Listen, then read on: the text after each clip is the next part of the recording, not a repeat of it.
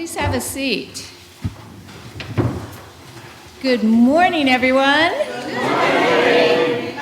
I would like for you to raise your hand if you remember a time before smartphones and computers when television was the only option for watching shows. Okay, so if you were of that generation when television was the only way we could watch things, could you have ever imagined that there would be this? No, I could not either. Now, I want you to raise your hand if you have always had access to smartphones and computers. Always, yeah. If you don't remember a time when there was only television. Wow. Yeah. So we've got some friends here that don't remember when there was only television. Could you imagine a time when the only thing you could watch was something where you had to sit in one place looking at a shiny tube, and you had to be sure you knew when what you wanted to watch was on, what day and what time, or else you missed it? That is hard to imagine. And I will tell you a secret. When I was young and TV was the only thing, I was the oldest of 4 kids. And that meant you had to stake out your territory in front of the TV to watch the show you wanted to watch. And I will say, without telling stories, in my household, it got a little bit ugly.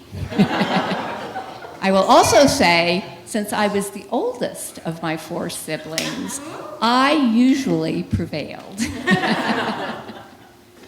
You know, it takes a lot of imagination to believe in something new and different, doesn't it?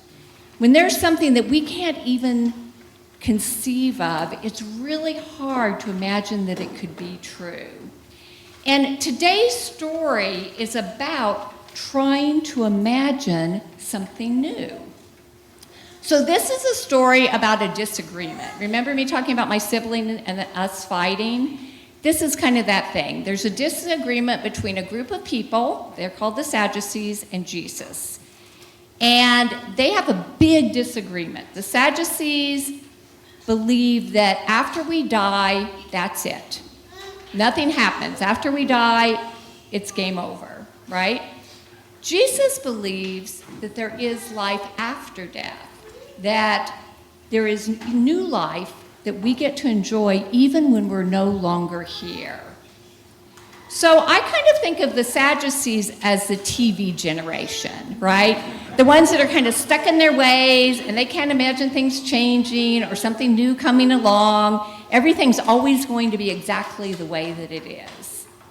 And I think of Jesus as kind of like a YouTube or TikTok influencer, right? He's got a lot of original content and a lot of new ideas that people are really catching on to and paying attention to. They're really paying attention to what he's saying. And one of the things he is saying is, even once we're gone from this life, there is new life after this. And when we have new life, we express it abundantly.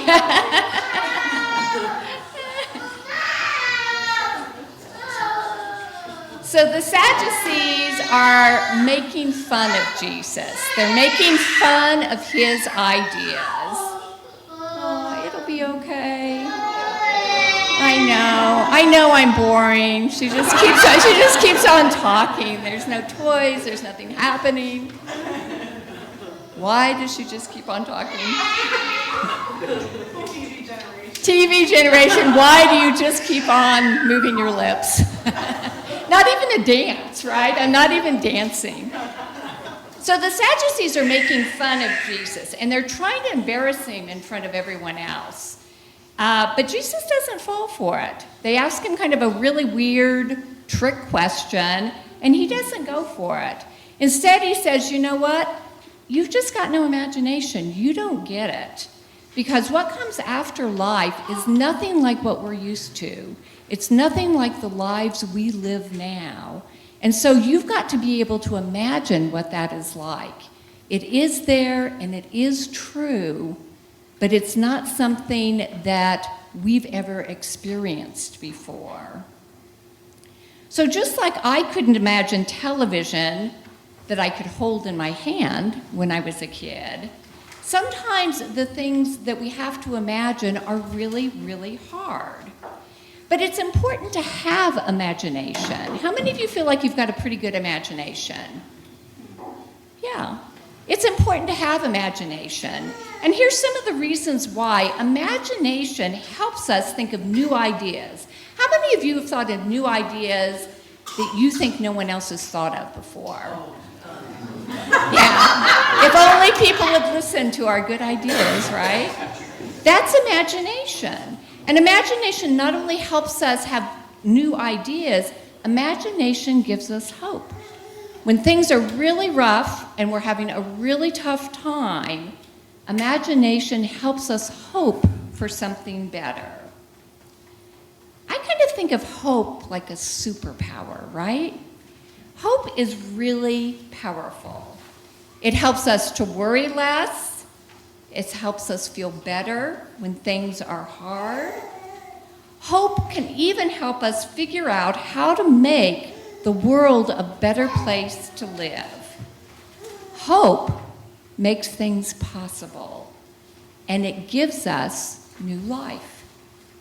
So one of the ways that we in our faith tradition celebrate new life is with baptism. And today, Sage and Sayamani are going to be baptized. And they are the two girls in the beautiful dresses. And they are waiting patiently for the rest of this to end so we can get to the main event. Baptism is how we welcome them into the family of God. And you might remember when you were baptized too. Every time we celebrate a baptism, we remember that we are all, every single one of us, part of the family of God. And today, we are so happy to be part of Sage and Sayamani's special day. We feel very honored that you chose us to celebrate their baptism with.